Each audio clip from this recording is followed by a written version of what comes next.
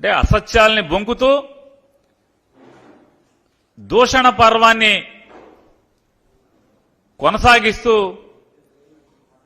వారు ఓట్లు అడిగినటువంటి తీరు చూస్తే వీళ్ళ ఈ రాష్ట్రానికి ప్రజలు నమ్మి అధికారం ఇస్తే మేలు చేసేటువంటి ఆలోచన లేనటువంటి వ్యక్తులు వాళ్ళు వీరు వచ్చి బందర్లో ఓట్లు అడుగుతున్నారు. చంద్రబాబు నాయుడు గారు పచ్చి నోరు తెరిస్తే మొత్తం అంతా కూడా అన్ని బొంకు మాటలు. ఆయన మాట్లాడినటువంటి ప్రతి మాట అసత్యంతో కూడుకున్నదే, ప్రతి మాట కూడా బొంకు మాటలు మాట్లాడారు ఆయన. నిన్న ఆయన బందరు వచ్చినటువంటి ఈ బొంకు మాటల నాయుడు గారు ఆయన మాట్లాడతాడు. ఏమని మాట్లాడతాడు? దళితులకు శిరోమండనం కేసులో శిక్ష పడ్డ తోట త్రిమూర్తులకు సీట్ ఎందుకు ఇచ్చావు జగన్?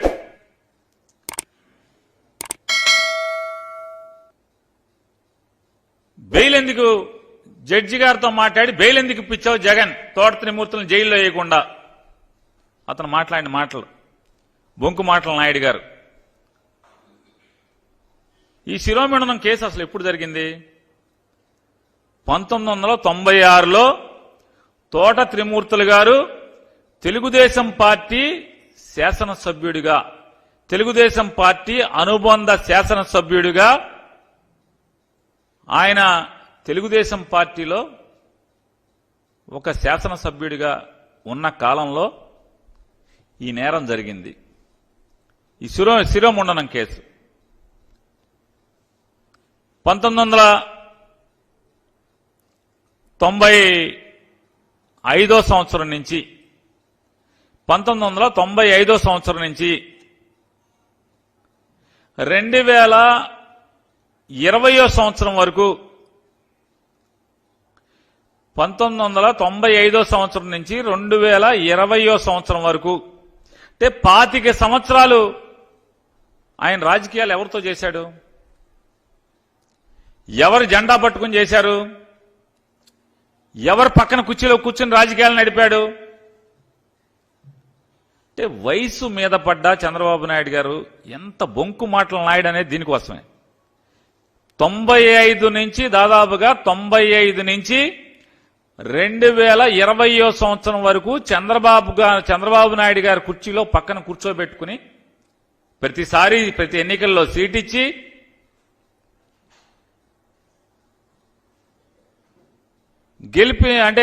గెలిపించుకుని తనతో పాటు తిప్పుకుని రాజకీయాలు నడిపి ఇవాళ జగన్మోహన్ రెడ్డి గారి మీదకి బురద పూసేటువంటి కార్యక్రమం ఏమంటారు? తప్పుడు మాటలు కాదా ఇవన్నీ? చంద్రబాబు నాయుడు గారు తప్పుడు మాటలు కాదా ఇవి అంటున్నా? అంటే మీ దగ్గరుంటేనేమో గంగా నదిలో స్నానం చేసినట్ట, 25 ఏళ్లు మీ దగ్గర అంటే మీరు ముఖ్యమంత్రిగా ఉండగా ఈ కేసు ఎఫ్ఐఆర్ కట్టిన ప్రభుత్వం ఎవరిది? ఆ టైం ఎవరు? ఆయన ఏ పార్టీలో ఉన్నారు? మీరేమన్నా పోనీ ఆయనకి టికెట్ లేకుండా ఆపారా? 96లో జరిగింది కదా, 99లో ఏమైనా టికెట్ ఆపారా? పోనీ ఎప్పుడన్నా ఆపారా? 2014లో టికెట్ ఆపారా? అప్పటికి ఆయన ఆ కేసులో ముద్దాయిగా ఉన్నారు కదా తోట త్రిమూర్తులు గారు. అంటే మీ దగ్గరున్నంతసేపు గంగా నదిలో స్నానం చేసి పునీతుడైపోయినట్టుగా ఉన్నారు. వైఎస్ఆర్ కాంగ్రెస్ పార్టీలోకి వస్తే మాత్రం వెంటనే అదేదో జగన్మోహన్ రెడ్డి గారే పక్క నుండి ఆ చర్య చేయించినట్టుగా ఇవాళ ఈ బొంకు మాటలు మాట్లాడుతున్నారు. ఈ బొంకు మాటలు చంద్రబాబు నాయుడు గారు. ఇంతకన్నా అంటే ఇంత చండాలంగా ఇంత అసహ్యంగా మాట్లాడేటువంటి రాజకీయ నాయకుడు ఈ భారతదేశంలో ఎవడన్నా ఉంటాడా? ఆయన మాట్లాడతాడు,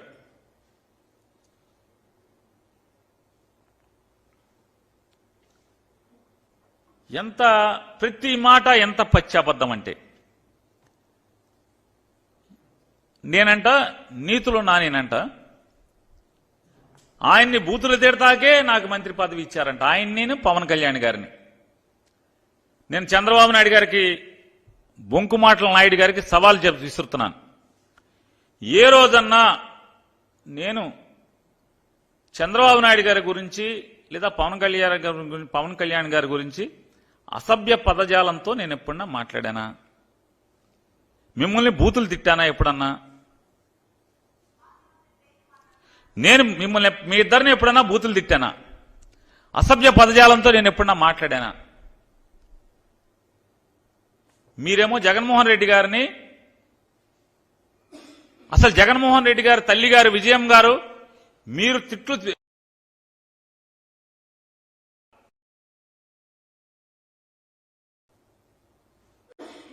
పచ్చిగా మాట్లాడతారు. మీరు ఎంత మాట పడితే అంత మాట మాట్లాడతారు జగన్మోహన్ రెడ్డి గారిని. జగన్మోహన్ రెడ్డి గారి పార్టీ జెండా మోసేవాడిగా, ఆ పార్టీ శాసనసభ్యుడిగా, తన సహచర మంత్రిగా మీకు కౌంటర్ చేయకూడదు, మిమ్మల్ని ఎదురు ప్రశ్నించకూడదు, మీకు నీతులు చెప్పకూడదు. ఎందుకయ్యా పొలంలో మర్రి చెట్టుకి తాడి చెట్టుకి వయసు వస్తుంది, కనీసం 10 మందికి ఎవడికోడికి ఏదో ఒకటి ఉపయోగపడుతుంది మనుషులకి. కనీసం ఇంత వయసు వచ్చి ఈ రకంగా మాట్లాడటం కరెక్టేనా అని మిమ్మల్ని ప్రశ్నిస్తే నేను నీతులు నానిని, మిమ్మల్ని ఏం బూతులు మాట్లాడతాను. ఏం బూతు మాట్లాడాను ఏ రోజన్నా? చంద్రబాబు నాయుడు గారు మిమ్మల్ని, పవన్ కళ్యాణ్ గారు నేనేం బూతులు మాట్లాడాను? మిమ్మల్ని ఏం బూతులు మాట్లాడాను? ఇంకా మీ వయసుకి తగ్గట్టు ప్రవర్తించకుండా 75 ఏళ్ల వయసు వచ్చి 14 ఏళ్ల ముఖ్యమంత్రి అని చెప్పుకునేటువంటి మీరు ఎంత కిరాతకంగా నా కుమారుడు పేర్ని కృష్ణమూర్తిని మీరు ఎంత దిగజారి మాట్లాడుతున్నారు.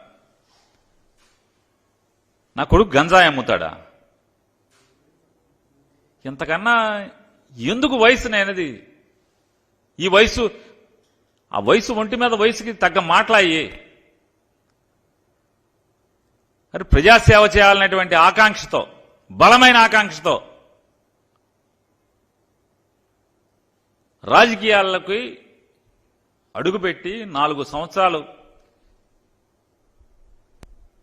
నీ కొల్లు రవీంద్ర లేదా నీ పార్టీ నాయకులందరూ కూడా ఇళ్లలో పడుకుని, మీతో సహా అందరూ ఇళ్లలో పడుకుంటే అతను కరోనాలో ప్రాణాలకు తెగించి ఐసీయూ వార్డులో కూడా బందర్లో కరోనా బారిన పడినటువంటి ఏ పేషెంట్ని అడిగినా కూడా పేర్ని కృష్ణమూర్తి సేవల గురించి ఈ రోజు కూడా మాట్లాడతారు. కరోనాలో ప్రాణాలు పోతుంటే ఐసీయూ వార్డులోకి వెళ్లి అందరితో పలకరించి, అందరికీ స్వాంతన మాటలు చెప్పి, మీ ఇంట్లో వాళ్ళు బయట నుంచునున్నారు, వాళ్ళు ఈ కబురు చెప్పమన్నారని మీకు వీళ్ళ ఫోటోలు తీసి వాళ్ళతో మాట్లాడి వీడియో తీసి అవన్నీ కూడా వాళ్ళ కుటుంబ సభ్యులకి చూపించి, ఇదిగో మీ ఇంట్లో మీ నాన్నగారు లేకపోతే మీ భార్య గారు, మీ కొడుకు ఇదిగో ఇలా మాట్లాడుతున్నాడు, ఇదిగో ఇలా ఉన్నాడు అని చెప్పి దాదాపుగా ప్రతి పేషెంట్ వాళ్ళ తాలూకాకి చూపించేవాడు. డాక్టర్లతో సమానంగా లోపల వార్డులో ప్రాణాలకు తెగించి తిరిగాడు. బెడ్లు కావాలంటే బెడ్లు అందించడం, ఎప్పుడు 24 గంటలు అదే పనిలో ఉంటే నూనూకు మేచాలటువంటి నవ యువకుడు మొదటిసారి రాజకీయాల్లో పోటీ చేస్తుంటే ప్రజలు గుర్తిస్తే 75 ఏళ్ళ వయసు వచ్చినటువంటి చంద్రబాబు నాయుడు ఇంత పాపం మాటలు మాట్లాడుతున్నాం. ఇంజనీరింగ్ చదువుకుని ప్రజలకు ఏదో ఒకటి చేయాలి, నా ఊరికి ఏదో ఒకటి చేయాలని చెప్పినటువంటి ఆకాంక్షతో మేము చెప్పాం. ఇట్లాంటి దుర్మార్గులు ఉంటారా బాబు? చంద్రబాబు లాంటి ఆయన పార్టీలో మసిలేటువంటి దుర్మార్గులు చాలా మంది ఉంటారు. అవసరమా ఈ జీవితం మనకి? చెప్పినా కూడా ఎవరో చంద్రబాబు లాంటో లేకపోతే కొల్లు రవీంద్ర లాంటో పాపభీతి లేనటువంటి దుర్మార్గులు ఉన్నంత మాత్రాన వాళ్ళకి దడిచిన ప్రజాసేవ మానుకుంటానా అని చెప్పి అతను తిరుగుతున్నాడు. అటువంటి నవ యువకుడు గురించి ఇంత పచ్చి పాపం మాటలు మాట్లాడుతున్నారు మీరు. సరే, భగవంతుడు ఉన్నాడు. ఏంటి మత్స్యకారులకు గుదిబండగా మారిందంటే 2017 జీవో. 2017 జీవో అసలు ఏంటి? ఆ జీవోలో ఏముంది అంటే ఎంతసేపు మోసపు మాటలు. ఎక్కడైతే 100 హెక్టార్లు పైబడి ఉన్నటువంటి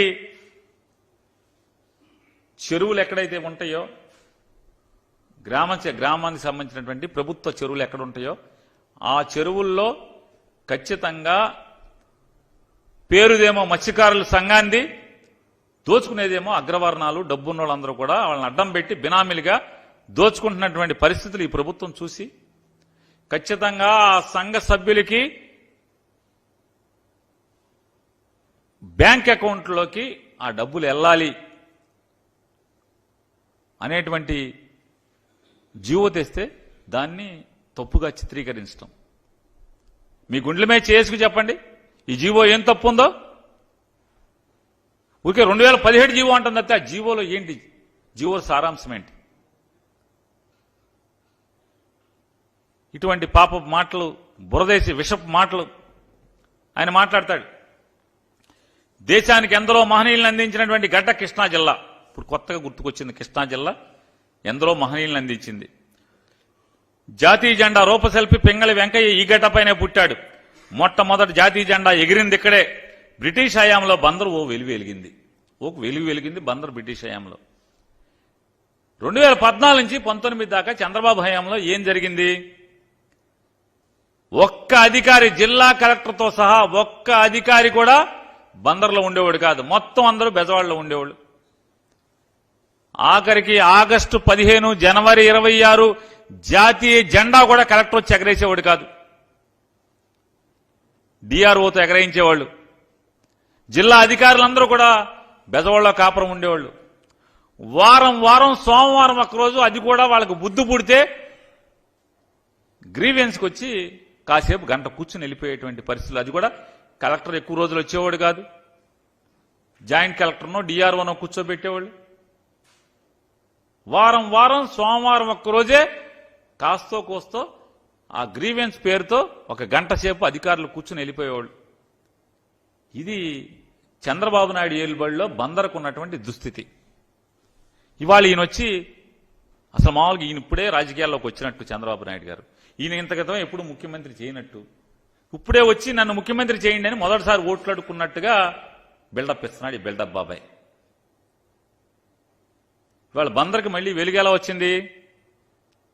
2022 సంవత్సరం మార్చి మాసంలో ఈ రాష్ట్ర ముఖ్యమంత్రి వైఎస్ఆర్ కాంగ్రెస్ పార్టీ అధ్యక్షుడు జగన్మోహన్ రెడ్డి గారు తన ఎన్నికల మేనిఫెస్టోలో ఇచ్చినటువంటి హామీని అమలు చేస్తూ కృష్ణా జిల్లా బెజవాడ క్రీనీడలో ఎలా అయితే మసకబారిపోయిందో, బందరు చరిత్ర గతమెంతో ఘనమైనటువంటి బందరు చరిత్ర బెజవాడ క్రీనీడలో ఎలా మసకమారిపోయిందో ఆ మసక తుడిచేయటానికి బెజవాడని సపరేట్ జిల్లాగా ఎన్టీఆర్ జిల్లాగా నామకరణం చేస్తూ బందరు పార్లమెంట్ పరిధిలో ఉన్నటువంటి 7 అసెంబ్లీ నియోజకవర్గాలని కలిసి పాత కృష్ణా జిల్లాగా ఏర్పాటు చేయటం వల్ల మళ్లీ బందర్కి పూర్వ వైభవం తీసుకొచ్చినాడు ఎవడయా అంటే సత్తా ఉన్నాడు జగన్మోహన్ రెడ్డి గారు.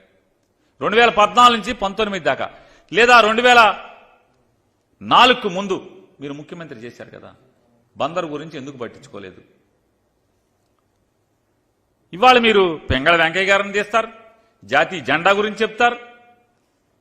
బ్రిటిష్ టైంలో బందరు చరిత్ర ఘనమంట. మరి నువ్వే కదా నల్లదొర పరిపాలించావు 14 ఏళ్లు. నీ ఏలుబడులు ఏమైపోయింది? ఇవాళ ఇటువంటి బొంకు మాటలు మాట్లాడాడు ఆయన. ఈ బొంకు మాటలు కాక ఏంటది?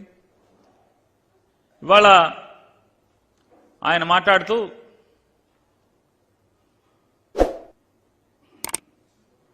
సైకో జగన్ ఒక్కో ప్రాంతానికి ఒక్కో సైకోను తయారు చేసి మమ్మల్ని మానసికంగా దెబ్బతీయాలని చూస్తున్నారు. నేను మిమ్మల్ని మానసికంగా ఏం కుంగదీశాను?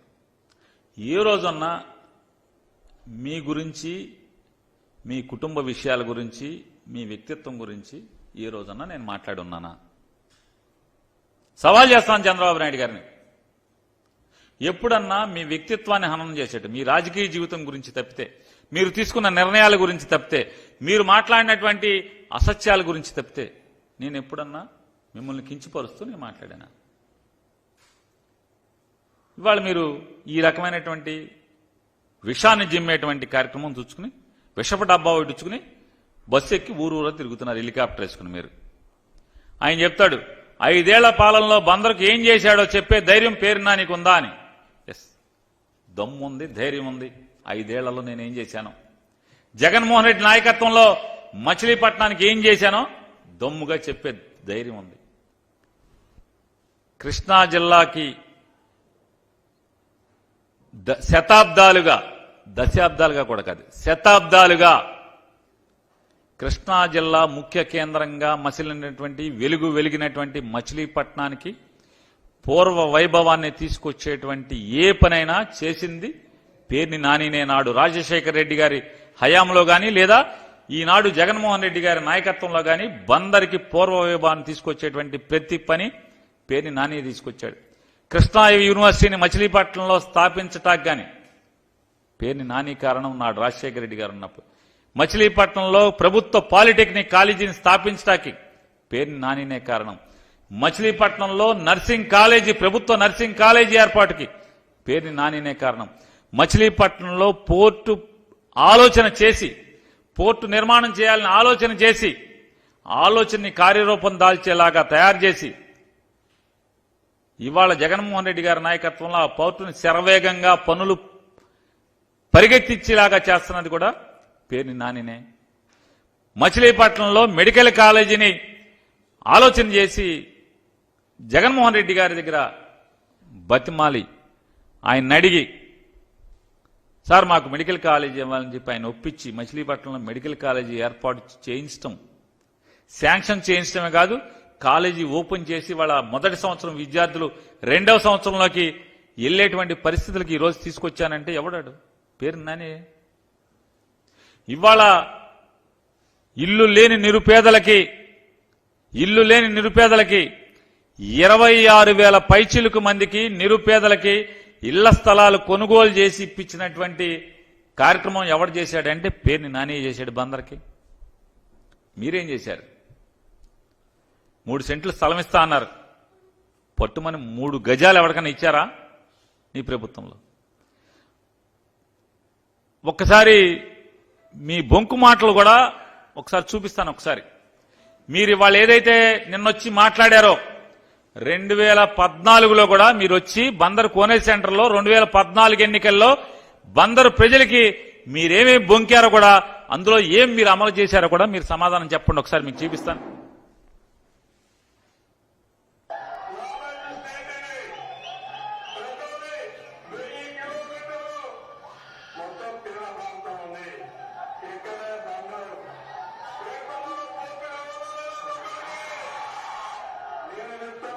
పోర్టు కావాలా వద్దా తమ్ముళ్ళు?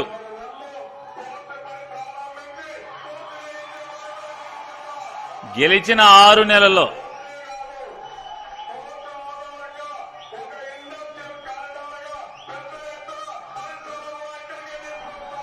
బందరికి పరిశ్రమలు కూడా తెస్తాడు.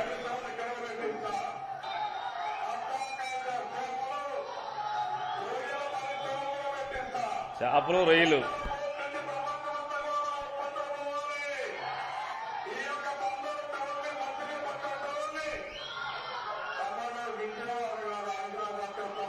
బెజవాడ కాదు, హైదరాబాద్తో సమానంగా చేస్తా.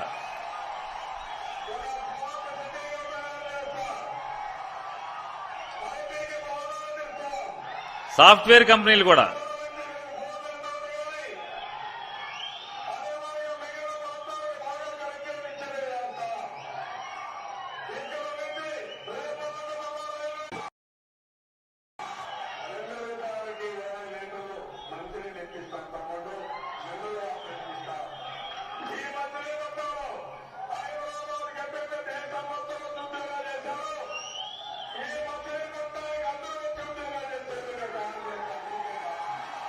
హైదరాబాద్ ని ఉద్యోగాలకు బందరు వచ్చేట్టు చేస్తా అంట. ఇంటికి ఒక ఉద్యోగం ఇప్పిస్తా.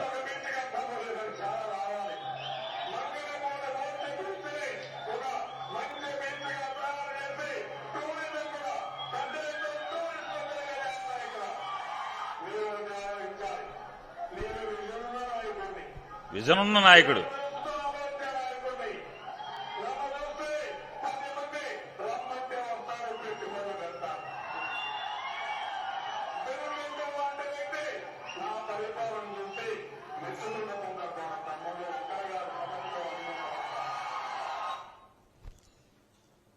చూశారు కదండి, నారా చంద్రబాబు నాయుడు గారు 2024 కాదు 2014 ఎన్నికలకు వచ్చి మాట్లాడాడు. నిన్నేం మాట్లాడాడు? 2024కి వచ్చి పోర్టు పూర్తి చేస్తాను, మళ్లీ పరిశ్రమలు తెస్తాను, రేపల్లికి రైలు మార్గం వేస్తాను. ఇంతకన్నా దగాకోరు ఎవడన్నా ఉంటాడో చెప్పండి. ఇది నేను ఇట్లాంటివి మాట్లాడితే నన్ను బూతులు తిడుతున్నా అని మాట్లాడతాడు. ఇది బూతులా? ఎవరు బూతు? ఇది కదా బూతు? ఇది కదా బూత్ అంటున్నా. ఇన్ని సొల్లు కబుర్లు చెప్పినటువంటి సొల్లు కబుర్ల చంద్రబాబు నాయుడు మా ఊరికి చెప్పిన మాట ఏది చేయకపోగా, ఏ ఒక్క మాట చేయకపోగా 5 సంవత్సరాలు మా ఊరిలో ఉన్నటువంటి 22 గ్రామాలని బలవంతపు భూసేకరణ పేరుతో 33,000 ఎకరాల పేద సన్నకారు రైతాంగం భూమిని మొత్తాన్ని బలవంతపు భూసేకరణ నోటిఫికేషన్ ఇచ్చి బంధనాల్లో పెట్టి, క్రాప్ లోన్ లేకుండా, పంటకు సాగునీరు ఇవ్వకుండా, పెళ్లి చేసుకుంటాకో అక్కరకో తాకట్టు పెట్టేటువంటి అవకాశం కూడా లేకుండా కాల్చుకు తిన్నటువంటి ఈయన 2019 మార్చి 7వ తారీఖున బందర్ పోర్టుకు శంకుస్థాపన పేరుతో వచ్చి జరగనటువంటి శంకుస్థాపన, దానికి ఎన్విరాన్మెంటల్ క్లియరెన్స్లు లేవు, ఎన్విరాన్మెంటల్ క్లియరెన్స్ లేదు, అలాగే బ్యాంక్ లోను శాంక్షన్ కాలేదు. అసలు ఎన్విరాన్మెంటల్ క్లియరెన్స్ లేకుండా పనెట్టం మొదలెడతారు? బ్యాంక్ లోన్ లేకుండా పనెట్టం మొదలవుతుంది? భూసేకరణ చేయకుండా 33,000 ఎకరాల భూసేకరణ నోటిఫికేషన్ ఉంది. 33,000 ఎకరాల భూసేకరణ నోటిఫికేషన్ ఉండగా మీరు ఎలా పని మొదలెడతామని చెప్పారు మీ ప్లాన్ ప్రకారం? ఇదొక్కటే కాదు, ఎంత దగా శంకుస్థాపన అంటే ఆ మోసపు అంటే మార్చి 2019 మార్చి 17, 18వ తారీఖు 12వ తారీఖు నోటిఫికేషన్ వస్తుంటే, ఎన్నికల షెడ్యూల్ వస్తుంటే 7వ తారీఖు శంకుస్థాపన చేసి, శంకుస్థాపన ఖర్చు ఎంతో తెలుసా అండి? 8,60,00,000 రూపాయలు శంకుస్థాపన ఖర్చు. 8,60,00,000 రూపాయలు శంకుస్థాపన ఖర్చు. ప్రతిదీ లెక్క ఉంది, కావాలంటే పోస్టులు మీకు పంపిస్తాను, రిజిస్టర్ పోస్టులో. చంద్రబాబు నాయుడు గారు మూడో ఆఫీసులో మీ 8,60,00,000 రూపాయలకి ప్రతిదానికి దేనికి ఎంత వాడారో, ఏ లెక్కలు రాశారో, ఈ దొంగ లెక్కల ఏ లెక్కలో కంగారే ఉందా? ఇన్ని ఉన్నాయి. 8,60,00,000 అంటే జరగని పోర్టుకి పనులకి శంకుస్థాపన పేరుతో 8,60,00,000 నాకేశారు. మీరు నీతుల గురించి చెప్తున్నారు, నన్ను నీతులు నాని అని చెప్పి మీరు మాట్లాడుతున్నారు. ఇవాళ నేను చంద్రబాబు నాయుడు గారిని ఒకటే మాట్లాడుతున్నాను, ఇన్ని బొంకు మాటలు ఏదైతే 2014లో మీరు ఏదైతే చెప్పారో అయ్యే మాటలు మళ్ళీ 2024లో కూడా మీరు మా ఊరు వచ్చి చెప్తున్నారు. అంటే చెప్పటానికి మీకు సిగ్గులేదా? ఇంటాకి మాకు సిగ్గులేదా? 2014లో చెప్పి 19 దాకా 5 ఏళ్లు మీరు ముఖ్యమంత్రి పదవి వెలగబెట్టి, మళ్ళీ 24లో మీరు అయ్యే హామీలు అయ్యే మాటలు వచ్చి మీరు బందర్లో సభలో మీరు చెప్తున్నారంటే, అంటే మేము బందరోళ్ళని ఏమనుకుంటావు? పిచ్చోళ్ళం అనుకుంటారా? ఏమనుకున్నా చంద్రబాబు నాయుడు గారు బందరోళ్ళని? మేము పిచ్చోళ్ళం అనుకుంటున్నారా మీరు? చెప్పావు కదా 5 ఏళ్లు బందర్లో ఏం చేశామని. ఇంకా కావండి, ఇంకా చెప్పే దమ్ముంది, ఇంకా చాలా ఉన్నాయి పనులు పేరు నాని చేసినాయి. ఈ 5 ఏళ్లలో బందర్కి పోర్టు పనులు మొదలుపెట్టి శరవేగంగా ప్రభుత్వంతో నిర్మాణం చేయిస్తున్నాను. మెడికల్ కాలేజీ శాంక్షన్ చేయించి మెడికల్ కాలేజీ నిర్మాణం పూర్తి చేశాను. మొదటి సంవత్సరం తరగతులు ప్రారంభమై పూర్తవుతున్నాయి. మొదటి సంవత్సరం ఫిషింగ్ హార్బర్ పనులు జరుగుతున్నాయి. 26,000 మంది నిరుపేదలకు పట్టాలు ఇచ్చాం. బందర్లో అనేక గ్రామాల్లో అనేక వార్డుల్లో రోడ్ల నిర్మాణం చేశాం, అభివృద్ధి కార్యక్రమాలు చేశాం. మంచినీళ్ళు సమృద్ధిగా వేసవి కాలంలో కూడా ట్యాంకర్తో పని లేకుండా పంపులో మా ఊళ్ళో మోటార్కి నీళ్లు పట్టుకునేటువంటి దమ్ముగా నీళ్లు ఇస్తున్నాం. ఇవాళ మీరేం చెప్పారు? 20 లీటర్లు 2 రూపాయలు క్యాన్లు నీళ్లు ఇస్తా అని చెప్పారు. ఇచ్చారా? ఏ హామీ అమలు చేశారు? 3 సెంట్లు స్థలం ఇస్తా అన్నారు, ఇచ్చారా? ఆడపిల్లకి పుడితే 25,000 రూపాయలు డిపాజిట్ చేస్తాన్నారు, చేశారా? కాపుల్ని బీసీ చేస్తాన్నారు, చేశారా? మత్స్యకారులను ఎస్సీ చేస్తాన్నారు, చేశారా? రజకుల్ని ఎస్సీ చేస్తాన్నారు, చేశారా? ఏ హామీ నిలబెట్టుకోలేదు కదా మీరు. మా ఊరికి ఏం చేశారు? దమ్ముగా అసలు ఈ రాష్ట్రానికి ఏం చేశారు చెప్పే దమ్ము ఉందా? నేను అడుగుతున్నా. నేను పవన్ కళ్యాణ్ గారిని, చంద్రబాబు నాయుడు గారిని, భారతీయ జనతా పార్టీని ముగ్గురిని ఛాలెంజ్ చేస్తున్నాను. 2014 నుంచి 18 దాకా మీరు ముగ్గురు కలిసి వెళ్ళారు ఈ రాష్ట్రాన్ని. ఈ రాష్ట్రానికి మీ మార్క్ ఏంటనేది అక్కడ ఉందా? మీరేం చేశారు ఈ రాష్ట్రానికి చెప్పే దమ్ముందా మీకని అడుగుతున్నాను. మీకు నిజంగా మీకు దేవుడు సిగ్గనేది పెడితే చెప్పాలి కదా. మేము జన్మభూమి కమిటీలతో అద్భుతంగా పరిపాలన చేశాం. Telugu Desam party, Bharatiya Janata party, Pawan Kalyan party ముగ్గురం కలిసి అదే జన్మభూమి కమిటీల్ని మళ్లీ తీసుకొస్తాం అని చెప్పే దమ్ముందా మీకని అడుగుతున్నాను. దమ్ము లేదు. లేకుండా ఏం చెప్తున్నారు? జగన్మోహన్ రెడ్డి గారు ఏర్పాటు చేసినటువంటి వాలంటీర్ల వ్యవస్థను నేను కొనసాగిస్తాను. జగన్మోహన్ రెడ్డి గారు 5,000 గౌరవ వేతనం ఇస్తున్నాడు, నేను 10,000 ఇస్తాను. ఇది మీ జారుడు బండ రాజకీయం. ఇది మీ విలువలు, వ్యక్తిత్వం. జగన్మోహన్ రెడ్డి అమ్మఒడి 15,000 ఇస్తా అంటే నేను 20,000 ఇస్తాను. చేయూత జగన్మోహన్ రెడ్డి గారు సంవత్సరానికి 75,000 ఇస్తానంటే నేను 1,00,000 ఇస్తాను. 5 ఏళ్లకి 75,000 ఇస్తా అంటే నేను 5 ఏళ్లకి 1,00,000 ఇస్తాను, లేకపోతే 2 లక్షలు ఇస్తాను. జగన్మోహన్ రెడ్డి గారు 2,70,000 కోట్ల రూపాయలు నేరుగా సంకల్ప బలంతో ఈ రాష్ట్రంలో ఉన్నటువంటి కోట్లాది మందికి ఆర్థిక పరిపుష్టి కలగజేస్తే శ్రీలంక అయిపోద్ది ఈ రాష్ట్రం. ఈ రాష్ట్రం దివాళా తీస్తుంది. 2 సంవత్సరాలకే జగన్ గవర్నమెంట్ దివాళా తీస్తుంది, ఇంటికి వెళ్ళిపోద్ది, రద్దు అయిపోద్ది ప్రభుత్వం అని అవాకులు చవాకులు పేలినటువంటి ఇదే చంద్రబాబు నాయుడు గారు, ఇదే పవన్ కళ్యాణ్ గారు, ఇదే భారతీయ జనతా పార్టీ. ఇవాళ జగన్మోహన్ రెడ్డి గారు ప్రతి పథకాన్ని కాపీ కొట్టి సుమారుగా 5 ఏళ్లలో 6 లక్షల కోట్ల రూపాయల హామీలు ఇప్పటికిచ్చారు, ఇంకా ఇస్తారంట. సరాసరి నేరుగా డబ్బులు ప్రజలకు వేసేటువంటి కార్యక్రమాలు 6 లక్షల కోట్ల రూపాయలంట. ఇవాళ చంద్రబాబు నాయుడు గారిని మరీ నేను గట్టిగా నిలదీసి ప్రశ్నిస్తున్నా. మీ బొంకు మాటలు ఆపి నా గురించి కూడా మీరు చాలా మాట్లాడారు. మా ఊళ్ళో కుళ్ళ అబద్ధం ఒకటి ఉంది. కుళ్ళ అబద్ధం నీతో పాటు తిరుగుతూ ఉంటాడు ఒక ఆయన. ఆ కుళ్ళ అబద్ధం ఏది చెవులో చెప్తే అదల్లా మీరు మాట్లాడారు. నేను చెప్పేదేమో నీతులు, ఆయన ఎవరో రామ్ నితీష్ అని మాల్ కట్టుకుంటే బైపాస్ రోడ్లో నేను ఎన్ఓసి ఇవ్వకుండా డబ్బులు డిమాండ్ చేశానని మీరు మాట్లాడారు. నేను పవన్ కళ్యాణ్ గారిని అట్లాగే ఆ సభలో పాల్గొన్నటువంటి చంద్రబాబు నాయుడు, మరీ ప్రత్యేకించి చంద్రబాబు నాయుడు గారిని, ఎందుకంటే ఈ బందరు కుళ్ళు అబద్ధం చెప్పినటువంటి ప్రతి అబద్ధాలని నోటితో వల్లివేసిన వాడు చంద్రబాబు నాయుడు కాబట్టి ఆ కుళ్ళు అబద్ధం చెప్పినటువంటి మాటల్ని విషం చిమ్మినటువంటి చంద్రబాబు నాయుడు ప్రశ్నిస్తున్నా. ఆ రామ్ నితీష్ అనేటువంటి ఆ మాల్ కట్టినట్టు నాయన్ని నా వెనకాలైనా పరోక్షంగా పేరుని నాని నన్ను డబ్బులు అడిగాడు, లంచం అడిగాడు, నానికి డబ్బులు ఇచ్చాను, ఏది చెప్పినా నాని అడిగాడని గాని, లేదా నాని డిమాండ్ చేశాడని గాని, లేదా నాని డబ్బు కోసం నన్ను ఒత్తిడి చేశాడని గాని, లేదా నానికి నేను డబ్బులు ఇచ్చానని గాని నా వెనకాల చెప్పినా కూడా ఎస్ దమ్ముగా నేను అంగీకరిస్తా, నేను లంచం తీసుకున్నాను, నేను అంగీకరిస్తా, ఛాలెంజ్ చేస్తున్నా. కుళ్ళ అబద్ధాన్ని, ఈ బొంకు మాటల నారా చంద్రబాబు నాయుడిని ఇద్దరిని ఛాలెంజ్ చేస్తున్నా. ఆ రామ్ నితీష్ అనే నా వెనకాల అక్కర్లా, నా పరోక్షంలో మీడియాతో అక్కర్లా, రికార్డెడ్ లైవ్ వీడియో అక్కర్లా, ఎవరితో అన్న ఒక మాట చెప్పమనండి. పేరుని నాని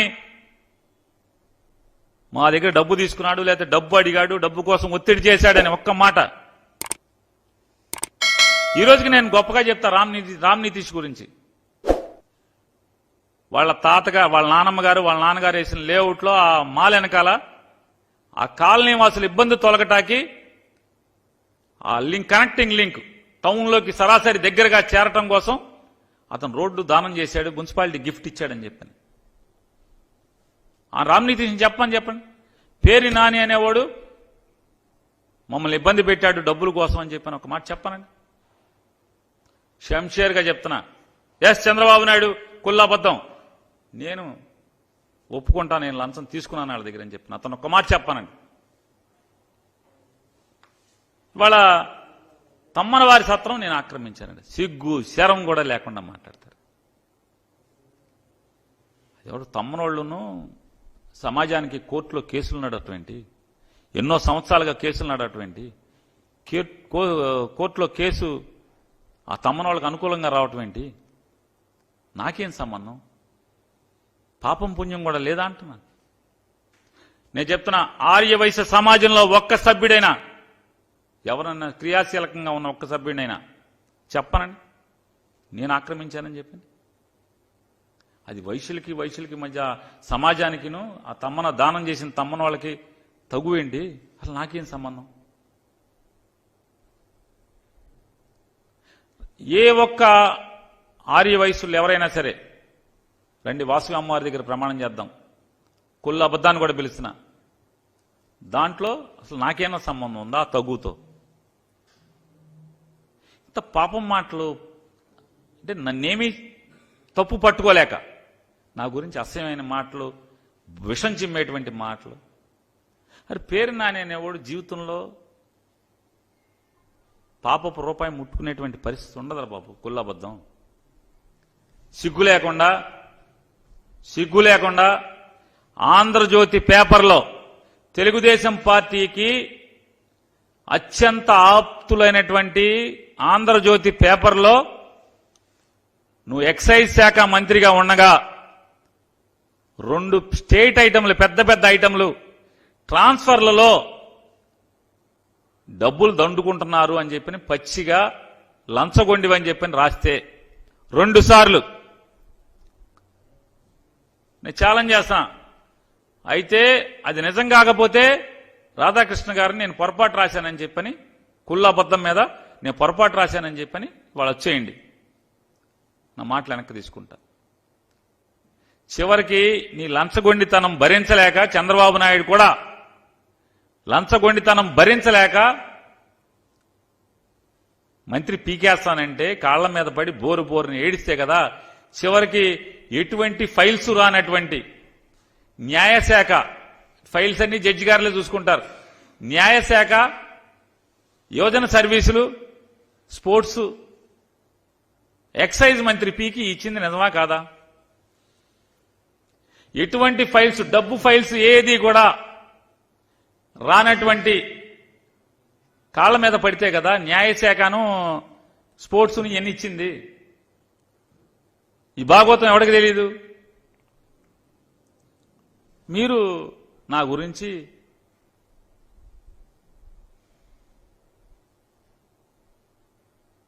ఏదో మాటలు, తప్పుడు మాటలను చంద్రబాబుతో కూడా చెప్పిస్తాం. ఇవాళ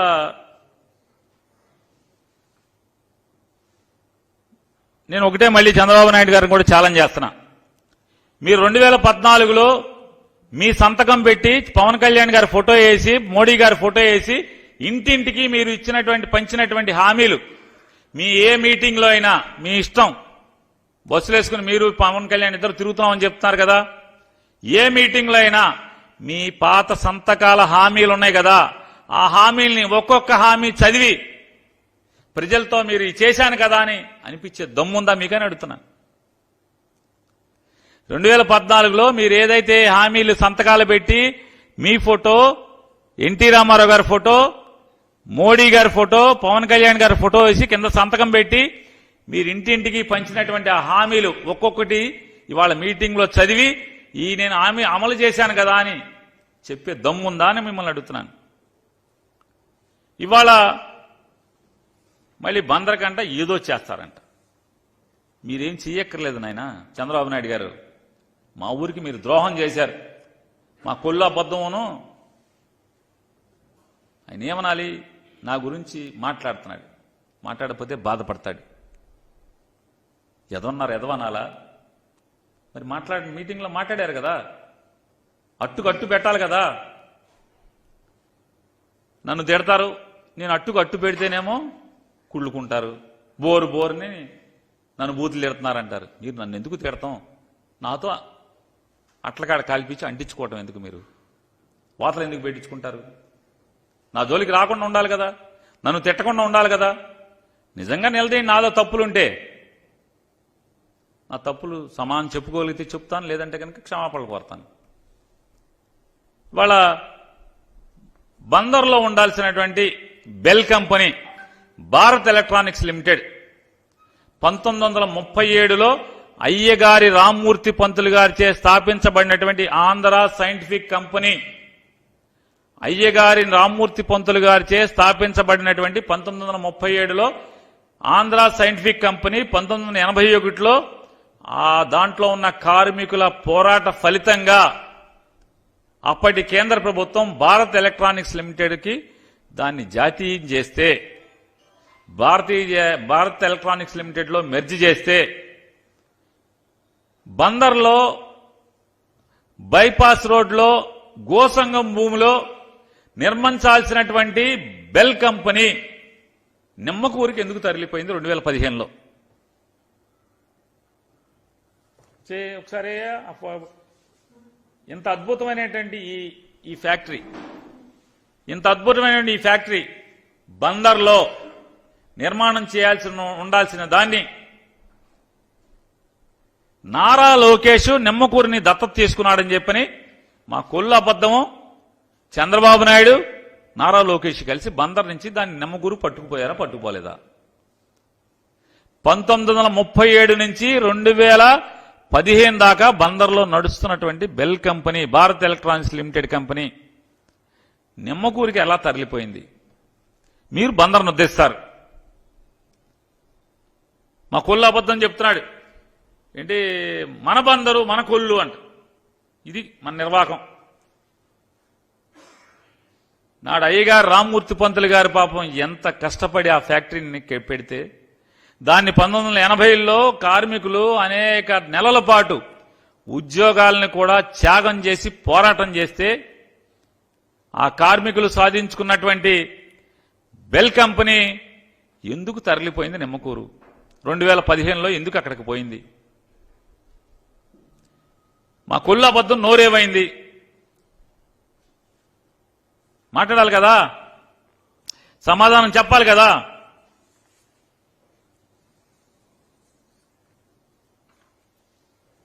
ఇవాళ పవన్ కళ్యాణ్ గారు కూడా నా గురించి మాట్లాడారు. ఆయన వారంటారు నేను వారిని బూతులు తిడుతున్నానంట. జగన్మోహన్ రెడ్డి గారిది ప్రాపకం కోసం ఏదండి, ఏంటండి అది? ఏదండి ఇక్కడ ఇప్పుడు ఆయన మాటలన్నీ ఎక్కడ ఉన్నాయి? ఆయన మాటలు మాట్లాడాడు పవన్ కళ్యాణ్ గారు. ఇది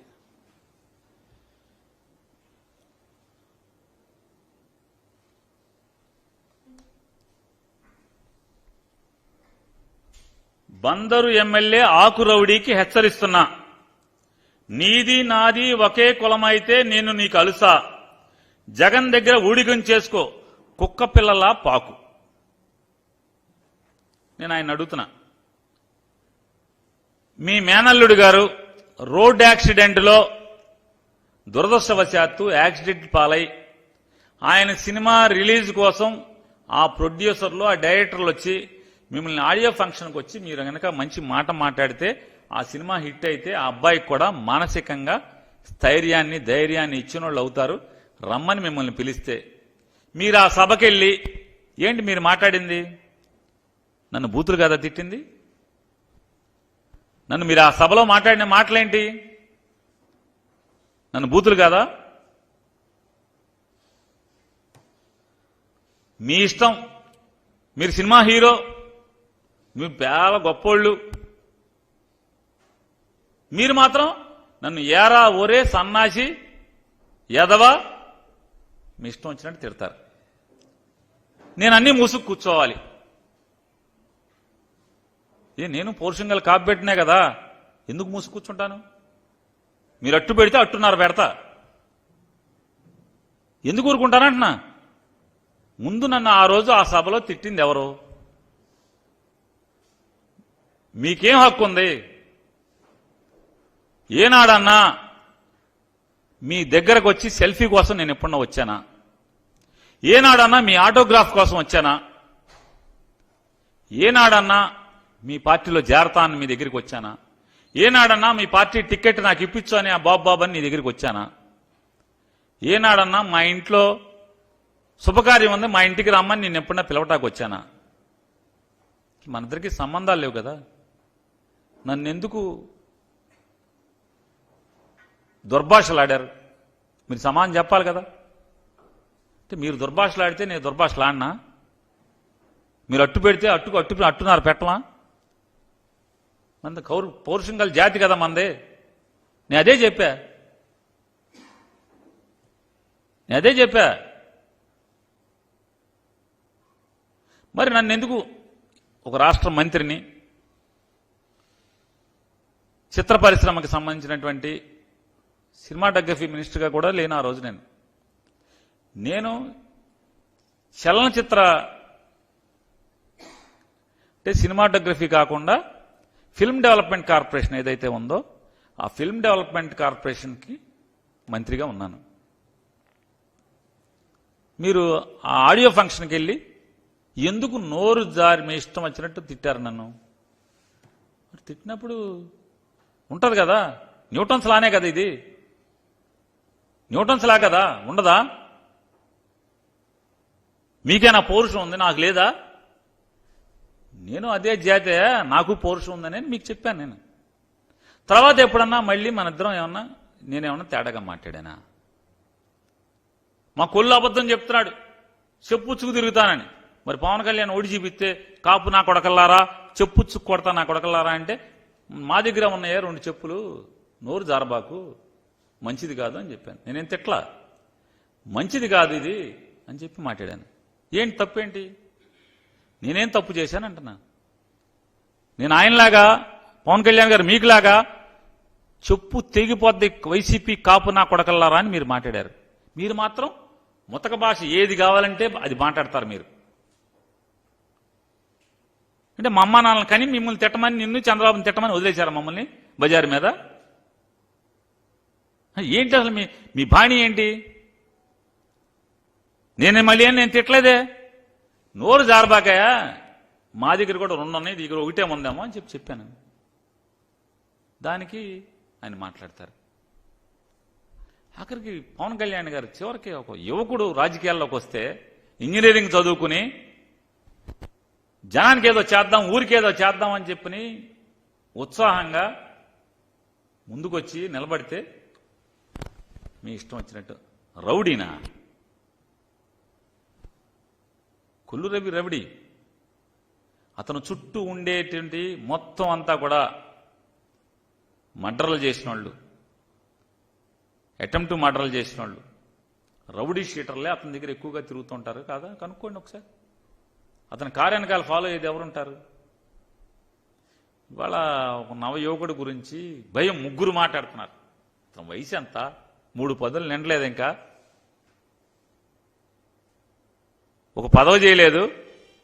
పవన్ కళ్యాణ్ చంద్రబాబు నాయుడు ఇద్దరు కలిసి ఆ యువకుడి గురించి మాట్లాడటం, దుర్భాషలాడటం. ఇక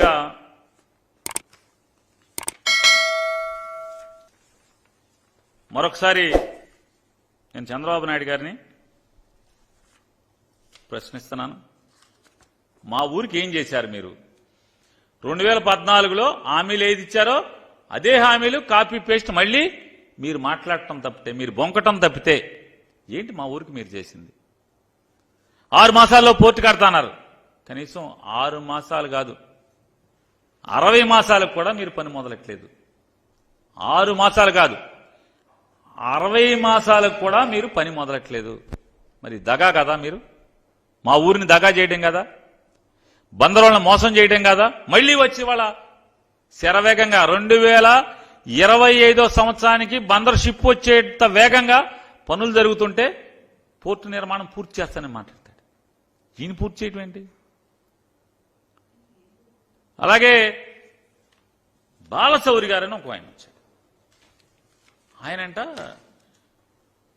ఆయన చెప్తాడు పోర్టుకి ఆయనే శాంక్షన్ చేశాడంట, మెడికల్ కాలేజీ ఆయనే శాంక్షన్ చేశాడంట.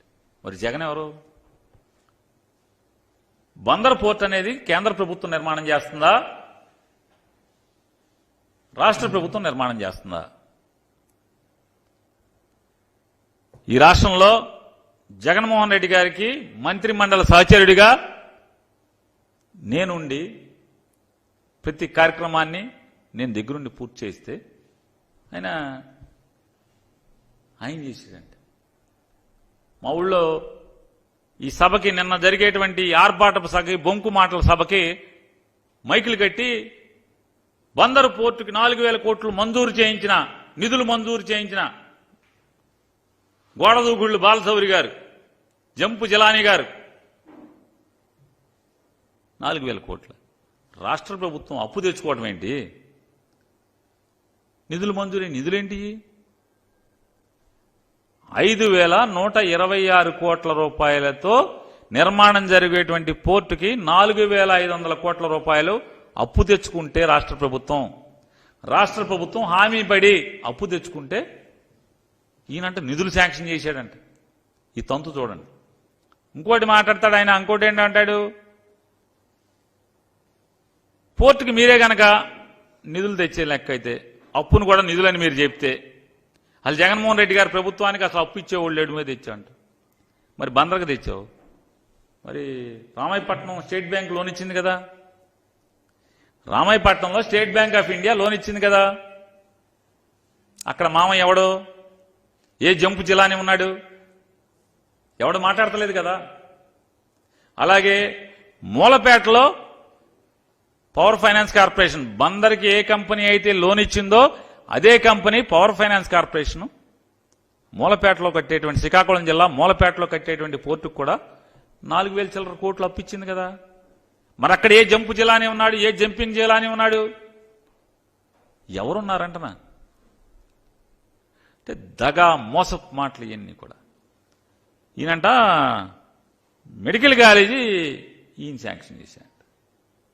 జగన్మోహన్ రెడ్డి గారిని మెడికల్ కాలేజీ అడగంగానే ఆయన ఢిల్లీ వెళ్ళి మోడీ గారి దగ్గర 3 కాలేజీలు అడిగి తెచ్చుకున్నారు. డైరెక్ట్ మోడీ గారి దగ్గరికి వెళ్ళే జగన్మోహన్ రెడ్డి గారు 3 కాలేజీలు తెచ్చుకున్నారు. 3 ఎక్కడెక్కడ?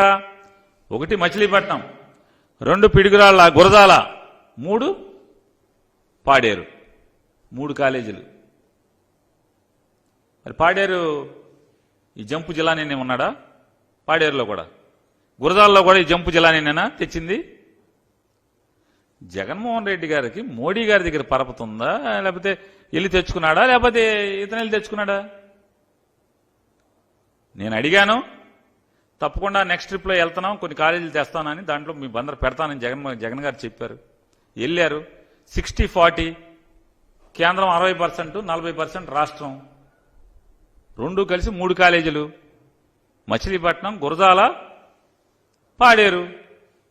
అవి కాకుండా మరొక 14 మెడికల్ కాలేజీలు జగన్మోహన్ రెడ్డి గారు శాంక్షన్ చేశారు.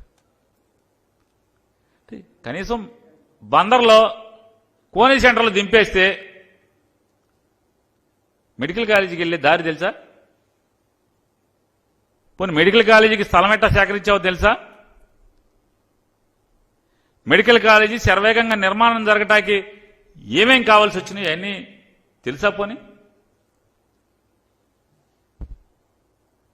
ఈ మాటలు దగా మాటలు, అసత్యాల మాటలు. నేను ఆయన మాట్లాడతాడు, చంద్రబాబు నాయుడు గారు నాకు అండగా ఉంటే రేపల్లి రైలు మార్గం వేసేస్తాను. 5 ఏళ్ళు మనం ఎవడున్నాడు? 2019 నుంచి 24 దాకా ఎవడు ఎంపీ? మచిలీపట్నం రేపల్లికి 2019 సంవత్సరంలో 19-20 సంవత్సరంలో రైట్స్, రైల్వేకి సంబంధించినటువంటి రైట్స్ సంస్థ సర్వే చేసి రిపోర్టు రైల్వే బోర్డుకి ఇచ్చింది. ఎందుకని శాంక్షన్ చేయించలేదు? ఎందుకనే అడుగుతున్నా. చంద్రబాబు నాయుడు గారు కూడా చెప్పారు కదా, 14 నుంచి 19 దాకా మచిలీపట్నం రేపల్లె రైలు మార్గం నేను శాంక్షన్ చేయిస్తానని. ఇవాళ వీళ్ళు మళ్ళీ కొత్తగా రేపల్లె చేస్తాం అంటే పదవి ఉన్నప్పుడు చేయరు, కొత్తగా ఓట్లు వేయడానికి మాత్రం చేస్తారు. నాకు ఓట్లు వేయండి చేస్తాను, నాకు ఓట్లు వేయండి చేస్తాను. ఇవాళ మీ ద్వారా ఆంధ్రప్రదేశ్ రాష్ట్ర ప్రభుత్వ ఉద్యోగులకు కూడా నేను ఒక మాట చెప్పదలుచుకున్నాను.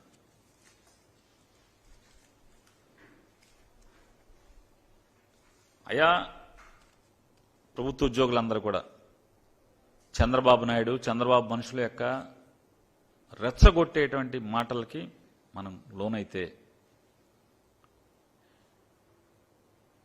2019కి ముందు ఈ రాష్ట్ర ప్రభుత్వ ఉద్యోగులు ఎంత నరకం చూశారో, లేదా 2004కు ముందు ఎంత నరకం చూశారు ఈ రాష్ట్ర ప్రభుత్వ ఉద్యోగులు, ఒక్కసారి జ్ఞప్తికి తెచ్చుకోండి.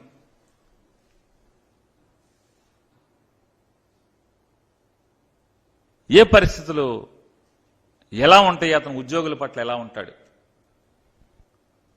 మీరు ఆశించిన మేరకు రాష్ట్ర ఆర్థిక స్థితిగతుల దృష్ట్యా మీరు ఆశించిన మేరకు జగన్మోహన్ రెడ్డి గారు జీతం పెంచలేకపోయాడేమో. నన్ను అర్థం చేసుకోండి అని ఆయన బతిమలాడి మిమ్మల్ని. రాష్ట్ర ఆర్థిక స్థితిగతులు బాగోని పరిస్థితుల్లో మాత్రమే, నేను గత్యంతరం లేని పరిస్థితిలో మాత్రమే నేను చేయలేకపోతున్నాను అని చెప్పాను. నిజాయితీగా వాస్తవాలని చెప్పి నచ్చచెప్పే ప్రయత్నం చేసేటువంటి దమ్మున్న నాయకుడు మంచివాడా, లేదా పంజా చేతికి చిక్కే వరకు సాధు జంతువుగా వేషం మార్చి పంజా చేతికి చిక్కంగానే, కూరల్లో చిక్కంగానే నిజస్వరూపాన్ని చూపించేటువంటి చంద్రబాబు నాయుడు లాంటి 2 నాల్కల ధోరణి, 2 వేషాలు, మేకవన్నే మేకతోలు కప్పుకున్నటువంటి తోడేలు కావాలా? ఆలోచించుకోవాల్సినటువంటి పరిస్థితి ఉంది. ఆర్థిక పరిస్థితి మెరుగుపడితే అసలు జగన్మోహన్ రెడ్డి గారు అంత మంచివాడు ఎవడుంటాడు మీకు? ఏ రోజున్నా ఉద్యోగస్తులను వేధించడం కానీ ఏమన్నా పరిస్థితులు ఉన్నాయా? అతను వ్యవస్థలో మార్పుల కోసం ప్రయత్నం చేశాడు. పరిపాలనని గ్రామ స్థాయిలోకి, గడప స్థాయిలోకి తీసుకెళ్లేటువంటి ప్రయత్నం చేశాడు. రాష్ట్ర వ్యాప్తంగా కొత్తగా 2,30,000 పైచిలుకు మంది ప్రభుత్వ ఉద్యోగుల్ని నియామకం చేశాడు. ఎప్పుడైనా సరే మీ ఇష్టం, వెనక్కి చరిత్ర పుటలు తిరగేయండి. ఎప్పుడన్నా ఒక 5 ఏళ్ల కాలంలో, ఒక ముఖ్యమంత్రి పదవి కాలంలో 2,30,000 మంది ప్రభుత్వ ఉద్యోగులను నియామకం చేయటం ఎప్పుడన్నా చరిత్రలో జరిగిందా? గత్యంతరం లేక మాత్రమే అతను చెప్పాడు, ఎస్ నేను కాంట్రిబ్యూటరీ పెన్షన్ స్కీమ్ మీరందరూ కోరితే చేద్దామని చెప్పి సానుకూలంగా మాట్లాడాను. కానీ కుర్చీలో కూర్చున్న తర్వాత పైకి మాత్రం మేడిపండులాగా మెలమెల మెరిసేటువంటి రాష్ట్ర ఆర్థిక స్థితిగతులు, కుర్చీలో కూర్చున్న తర్వాతే ఇది మేడిపండు చందంగా ఉంది, చంద్రబాబు నాయుడు అంతులేని బొక్కలు చేసి వెళ్ళాడు, సాక్షాత్తు ఎన్టీ రామారావు గారిని పడదోసినటువంటి చంద్రబాబుకి ఎప్పుడు అండకాసేటువంటి రామోజీరావు గారు తన పేపర్లో 2019 జూన్ మాసంలో ఖజానా ఖాళీ 100 కోట్లు మాత్రమే ఉంది అని రాసినటువంటి తార్కాణం మనం చూశాం. సాక్షాత్తు 5 సంవత్సరాలు చంద్రబాబు దగ్గర ఆర్థిక మంత్రి చేసినటువంటి యనమల రామకృష్ణుడు ఈ ప్రభుత్వం ఏర్పడినటువంటి నెలకే మాట్లాడాడు. అప్పులు ఎక్కడెక్కడ తేవాలో, ఎన్ని రకాలుగా దొంగ మార్గాల్లో తేవాలో అన్ని మేము తెచ్చేశాం. వీళ్ళకి అప్పు పుట్టే నయా పైసా అప్పు పుట్టేటువంటి పరిస్థితులు కూడా ఉండవు. 2 ఏళ్లలో వీళ్ళ ప్రభుత్వం ఇంటికి వెళ్ళిపోతాం ఖాయం, కూలిపోవటం ఖాయం అని చెప్పి 5 ఏళ్లు ఆర్థిక మంత్రి చేసినటువంటి యనమల రామకృష్ణుడు విలేకరులతో మాట్లాడినటువంటి మాటలు. అందుకోసమే చెప్పాడు, ఎస్ నేను మాట చెప్పున్నాను కాబట్టి సిపిఎస్ చేయలేని పరిస్థితులు ఉన్నప్పుడు గ్యారంటీడ్ పెన్షన్ స్కీమ్ అనేటువంటి ఇబ్బందికరం లేనటువంటి ఏదైతే ప్రభుత్వ ఉద్యోగులు ఎవరైతే రిటైర్ అయ్యే రోజుకి వాళ్ళ బేసిక్ పే ఎంత ఉంటుందో, వాళ్ళకు వచ్చేటువంటి మూల వేతనం ఎంత అయితే ఉంటుందో ఆ మూల వేతనంలో సగం పెన్షన్ వస్తుందని నేను అనుకుంటున్నాను. తప్పుంటే కరెక్ట్ చేయండి నన్ను, ఎందుకంటే నేను ఉద్యోగస్తుడిని కాదు కాబట్టి. ఆ పెన్షన్, అదే పెన్షన్ ఎలా అయితే ఓపీఎస్లో ఎంత పెన్షన్ వస్తుందో అంతే పెన్షన్ని పొందేలాగా అయితే సిపిఎస్లో ఉన్నటువంటి కాంట్రిబ్యూషన్ అనేది కొనసాగిస్తూ అతను జగన్మోహన్ రెడ్డి గారు గ్యారంటీడ్ పెన్షన్ స్కీమ్ని ఏర్పాటు చేయడం జరిగింది. ఏం తప్పు చేశాడని చెప్తాను. పెన్షన్ విధానం అసలు లేకుండా మనిషి చచ్చిపోతే షేర్ వాల్యూని బట్టి ఎంత వస్తో అర్థం కాని పరిస్థితుల కంటే కూడా ఓపీఎస్ లాగా గ్యారంటీడ్ పెన్షన్ వచ్చేటువంటి పథకాన్ని అతను అమలు చేస్తే వాస్తవాలు చెప్పే ప్రయత్నం చేస్తే ఏం తప్పు చేశాడని చెప్పి నేను అడుగుతున్నాను. నేను అందుకే అడుగుతున్నాను, ఒక్కసారి అది కష్టమైనా ఇబ్బంది అయినా వాస్తవాలను చెప్పి మీ దగ్గర నిజాయితీగా ఇది స్థితిగతులు అని చెప్పేటువంటి దమ్మున నాయకుడు కావాలా? ఇవాళ ఓట్ల కోసం రెచ్చగొట్టి గడిచిన 14 ఏళ్లలో చుక్కలు మీకు చుక్కలు, రాత్రి కాదు పగల చుక్కలు చూపించినటువంటి ప్రభుత్వం నడిపినటువంటి ఇటువంటి చంద్రబాబు నాయుడు కావాలా అనేది ఒక్కసారి ఆలోచించుకోమని చెప్పని కూడా